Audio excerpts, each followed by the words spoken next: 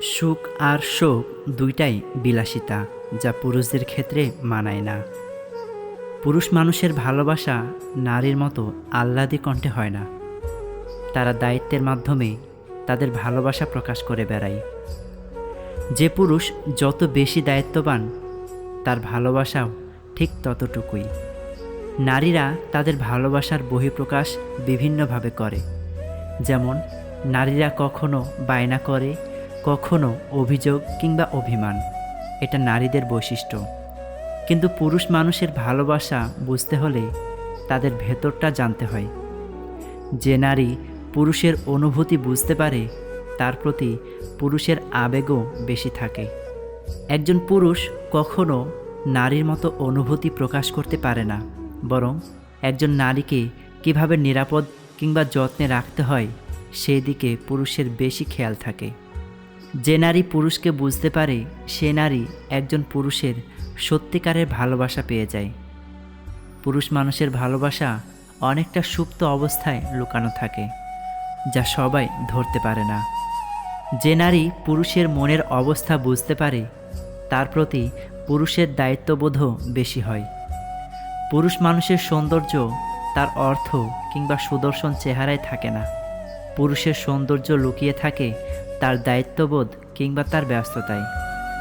সুদর্শন পুরুষ কিংবা টাকাওয়ালা পুরুষকেও নারী ছেড়ে আসতে পারে, কিন্তু দায়িত্বশীল পুরুষ দেখতে যেমনই হোক, তাকে কোনো নারী সহজে ছেড়ে যায় না।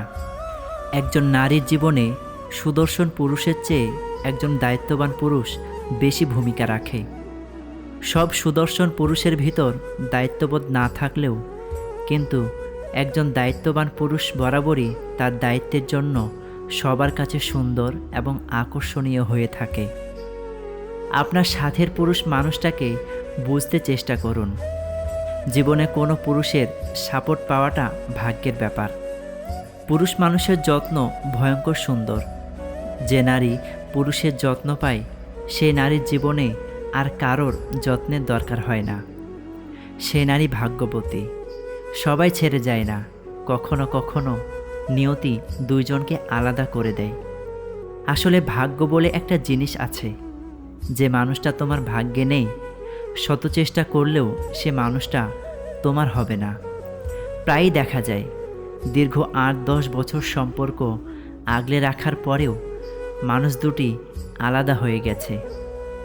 দুজনের চাওয়াতে কোনো ত্রুটি না থাকার পরেও তারা এক হতে পারেনি। দুজন দুজনকে সমানভাবে বোঝা, ভালোবাসা, কেয়ার করা, শ্রদ্ধা ও মূল্যায়ন করা সত্ত্বেও শেষ পর্যন্ত বিয়েটা আর হয়নি। কখনো কখনো এমনও হয় যে বিয়ের আসরে বসেও বিয়েটা ভেঙে গেছে। আবার সব কিছু ঠিকঠাক মতো চলার পরেও দেখা যায় যে মানুষ দুটি মিউচুয়াল ব্রেকআপ করে নিয়েছে। মানুষ দুটি একে অন্যের হতে পারেনি, তবুও যোগাযোগ আছে। শ্রদ্ধা আর ভালোবাসাটা আগের মতোই আছে। এরকম অনেক উদাহরণ আছে। আসলে জন্ম, মৃত্যু আর বিয়ে, এই তিনটি জিনিসে মানুষের কোনো হাত নেই। সৃষ্টিকর্তা এ বিষয়গুলো নিজের হাতে রেখে দিয়েছেন। তোমার জন্য যা বরাদ্দ না, তুমি শত চেষ্টা করলেও তা নিজের করে পাবে না।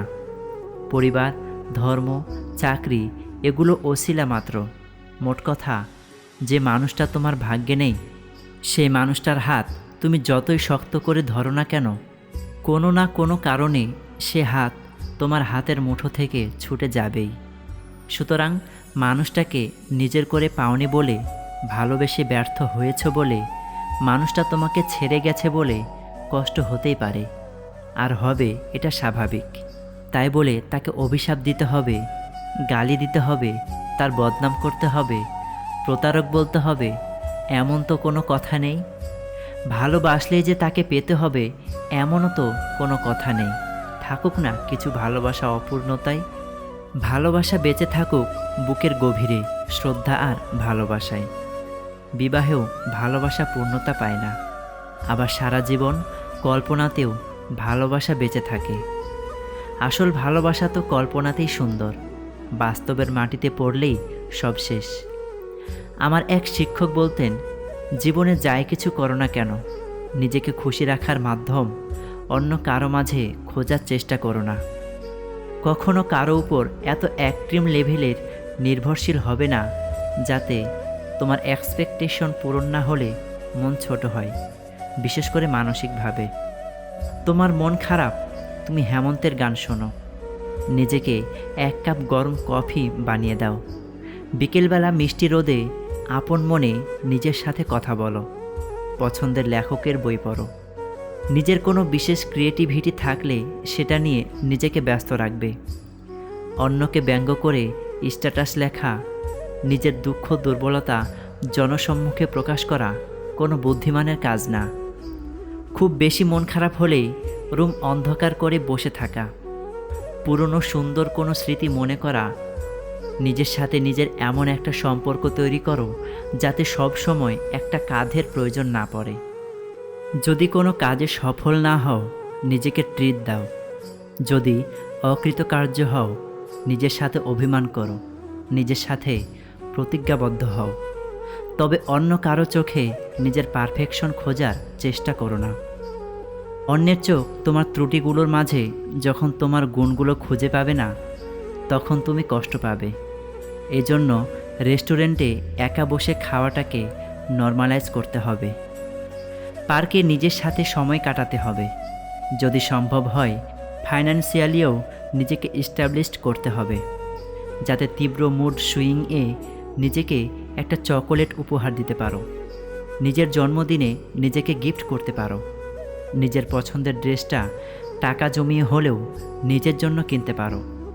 মাঝে মাঝে নিজেকে কিছু ফুল দিবে, ঘরের এক কোণায় ফুল থাকবে, সুন্দর একটা সুগন্ধ ছড়াবে, মন আপনা আপনি ভালো হয়ে যাবে। সবাইকে খুশি রাখাও তোমার দায়িত্ব না। দুনিয়ার কারো পক্ষেই সবাইকে খুশি করা সম্ভব না। যেখানে পারবে না সেখানে না বলাও শিখতে হবে। আমার বাবা মা আমাকে অ্যাপ্রিসিয়েট করে না, আমার গার্লফ্রেন্ড বা বয়ফ্রেন্ড আমাকে সময় দেয় না, আমার বর বা স্ত্রী আমার সাথে ঠিকমতো কথা বলে না, আমার বন্ধু বা বান্ধবীর আমার জন্য সময় নাই। এসব টেনশন মাথাতেই আনবে না। আপনার ভাষায় যেটা অ্যাটেনশন, অন্যের জন্য এই চাওয়াগুলো আজাইরা টেনশন মাত্র। কেন নিজেকে অন্যের কাছে বিরক্তির কারণ বানাবেন? একটা সুন্দর ব্যক্তিত্ব থাকার জন্য খুব কঠিন হওয়ার দরকার নাই। শুধু নিজেকে অতটুকু ভালোবাসলেই হবে যাতে অন্যের চোখে নিজের জন্য ভালোবাসা খোঁজার প্রয়োজন না পড়ে। ভালোবাসা মানুষকে অবহেলা নয়, ধৈর্য রাখতে শেখায়। ভালোবাসা মানুষকে অপমান নয়, সম্মান করতে শেখায়। ভালোবাসা মানুষকে দূরে নয়, কাছে টানতে শেখায়। ভালোবাসা মানুষকে বিচ্ছেদ নয়, অপেক্ষা করতে শেখায়। ভালোবাসা আপনাকে কি শেখালো? ধৈর্য মানুষকে ঠকায় না, বরং উত্তম সময়ে শ্রেষ্ঠ উপহার দেয়। পুরুষের এত কঠোর পরিশ্রম ভালো থাকার জন্য নয়, ভালো রাখার জন্য। কিছু মন খারাপের কোনো ব্যাখ্যা হয় না, শুধু নিঃশ্বাসটা নিতেই একটু কষ্ট হয়। পুরুষ যত্ন করে পাওয়ার আগে, নারী যত্ন করে পাওয়ার পরে। নারী কাঁদে হারিয়ে ফেলার ভয়ে, আর পুরুষ আফসোস করে হারিয়ে ফেলার পরে। এই যে ভেঙে পড়া তুমিটাকে নিজেই সামলাচ্ছ, সান্ত্বনা দিচ্ছ, এর থেকে সুন্দর আর কি হতে পারে? জীবনে কখনো থামবে না। জীবনে যাই হোক না কেন, বাহিরে তাকাও, কি ঘটছে পর্যবেক্ষণ করো। সূর্য উদিত হচ্ছে, বাতাস বইছে, পানি প্রবাহিত হচ্ছে, পৃথিবী ঘুরছে, এগুলো তো কিচ্ছু থামেনি। তাহলে তুমি তোমার কাজ ছেড়ে দেবে কেন? সফলতা নির্ভর করে 6টি জিনিসের উপর। 1. কঠোর পরিশ্রম, 2. ইচ্ছাশক্তি, 3. চেষ্টা, 4. ব্যর্থতা, 5. ধৈর্য, 6. নিজের লক্ষ্য। আশা করছি আজকের ভিডিওটি আপনার ভালো লেগেছে।